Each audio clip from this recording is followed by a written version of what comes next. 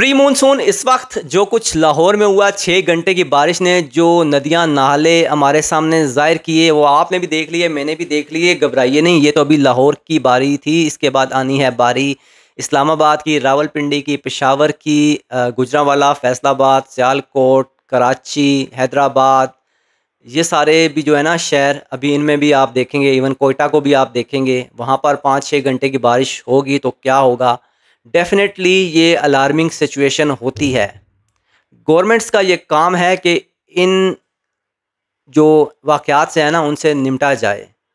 जो कुछ लाहौर में हुआ हमेशा से होता है, कराची में जो होगा वो आज पहली बार या इस बार नहीं होगा। इस्लामाबाद, रावलपिंडी, पेशावर, कोयटा, बरसात में जो होगा वो पहली बार नहीं होगा, वो माजी में हर साल होता आ रहा है। वो पिछले 20-25 साल से तो मैं भी देख रहा हूँ कि होता है। इसमें अब ज़िम्मेवारी बनती है ना वहाँ की लोकल एडमिनिस्ट्रेशन की कि नालों की सफाइयाँ की जाएँ ताकि पानी ज़्यादा देर खड़ा ना रहे, क्योंकि इमरजेंसी की सिचुएशन होती है, पानी तो खड़ा रहेगा। 5-6 घंटे अगर बारिश होगी तो ये चीज़ें तो सामने आएँगी, इससे आप बच नहीं सकते। दुनिया भर का ये हाल है, लंदन में भी ऐसा होता है, मेक्सिको में भी हो रहा है आजकल, न्यूयॉर्क में भी हो रहा है, हिंदुस्तान में भी होता है, हर जगह ऐसा होता है। इससे आप जो है ना वो बच नहीं सकते, लेकिन आप अपना फ़र्ज़ तो पूरा करें ना। नालों की सफाई ज़रूरी है ताकि पानी ज़्यादा देर खड़ा ना रहे और सैलाब की सूरत हाल पेश ना आए। अब ये एडमिनिस्ट्रेशंस का काम है, लोकल गवर्नमेंट्स का काम है। नहीं करेंगे तो लोग आपको तनकीद का निशाना बनाएंगे। जैसा कि आपने एक वीडियो में देखा होगा, लाहौर में बैरियर टाउन का इलाका है, नहर बना हुआ है वो एरिया, और वहाँ पर एक शख्स जो है वो कह रहा है कि जो है ना 50 लाख मरला भी है इस एरिया में। तो ऐसी बातें तो फिर आप सुनेंगे। प्लस ये जो हाउसिंग सोसाइटीज़ वाले हैं, इन्होंने भी कोई सैनिटेशन का जो सिस्टम है ना वो ख़ास नहीं रखा हुआ, उसमें भी बड़े मसाइल हैं। उन्होंने भी कोई प्रॉपर प्लान नहीं किया सैनिटेशन सिस्टम को लेकर।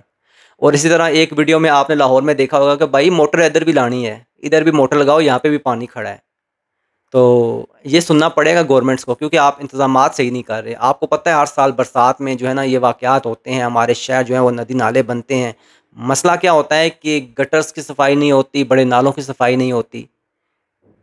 तो अगर ये काम कर लिए जाए ना मानसून शुरू होने से पहले, तो हम बहुत सारी मुसीबतों से, बहुत सारे नुकसानात से बच सकते हैं। और अब अगर आप देखें ये लाहौर का जो वाक़या ना आपने देखा है, अभी हाल ही में 1 जुलाई से 16% जो है वो residential properties plus commercial properties जो है ना उसके जो टैक्सेस हैं ना उसमें 16% इजाफ़ा किया गया है। टैक्स लगाने के लिए हमारी गवर्नमेंट्स तैयार हैं, टैक्स वसूल करने के लिए तैयार हैं, लेकिन टैक्स लेने का मतलब ये भी होता है कि उसके बाद सर्विसेज भी दी जाएँ। अगर आप इस वक्त जो वीडियो में लाहौर की सिचुएशन देख रहे हैं मार्केट्स की, आपका टैक्स लेना बनता है इनसे 16%। अब ये पूरा महीना, बल्कि लगभग 2 महीने ये जो होते हैं, pre monsoon plus monsoon and then post monsoon, इनमें तकरीबन मोस्टली पाकिस्तान की जितनी भी बड़ी मार्केट्स हैं, बड़े शहरों में, वहाँ पर पानी जाता है, पानी जो है नुकसान करता है, बहुत नुकसानात होते हैं।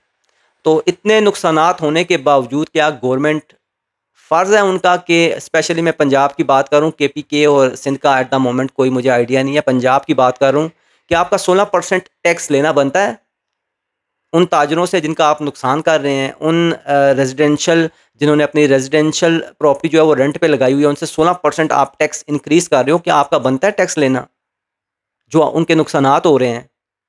तो ये बातें जो है ना आप गवर्नमेंट को देखनी होंगी। आप ये नहीं कह सकते कि आफ़ात हैं, ऐसा होता है, क्लाइमेट चेंज है। पाकिस्तान में मानसून में तो भाई आज से नहीं हो रही, जब से पाकिस्तान बना है तब से हो रही है। लेकिन इक़दामात तो गवर्नमेंट ने करने हैं ना। क्या आप अपने फ़राइज़ पूरे कर रहे हैं? बहुत बड़ा सवालिया निशान है। और प्लस टैक्सेस की बात मैं इसलिए कर रहा हूँ क्योंकि ये भी हाल ही में ख़बर आई है कि पंजाब में जो है ना प्रॉपर्टीज़ पे टैक्सेस में 16% इज़ाफ़ा किया गया है। तो जब आप टैक्स ले रहे हैं, टैक्सों में इज़ाफ़ा कर रहे हैं, तो आपका ये फ़र्ज़ बनता है कि आप उनको सर्विसेज़ भी दें, आप उनको प्रोटेक्शंस भी दें। क्या आप वो दे रहे हैं? बहुत बड़ा सवालिया निशान है पंजाब गवर्नमेंट के लिए।